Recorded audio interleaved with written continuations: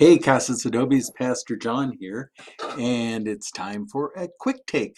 So this week we are looking at the Gospel of Matthew because we're continuing on in the Gospel of Matthew.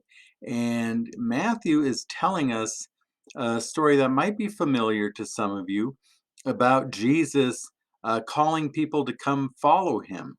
He's got two brothers, Andrew and Peter, and then he gets two other brothers, James and John. And um, a very familiar phrase is sometimes, come with me and I'll make you fishers of men.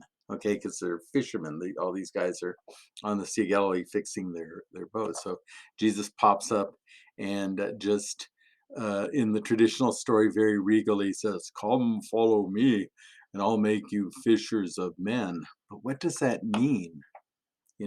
And so if you think about their lives, okay, they are spending their whole lives devoted to bringing in fish, engaging in fish, working with fish. In fact, when Jesus meets them, these guys are working on their nets and their boats, getting all their tools together and preparing to engage the sea and fish.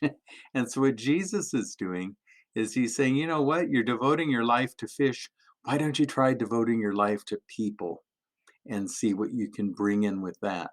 And so they both respond. Both sets of brothers respond and they follow Jesus. We also have a little snippet from the Gospel of John where John says, if you believe in me, you believe in what I do, then you'll go do it. Don't just listen to it, do it. And so, can you imagine a fisherman who doesn't get all involved with the sea and the nets and the fish and everything?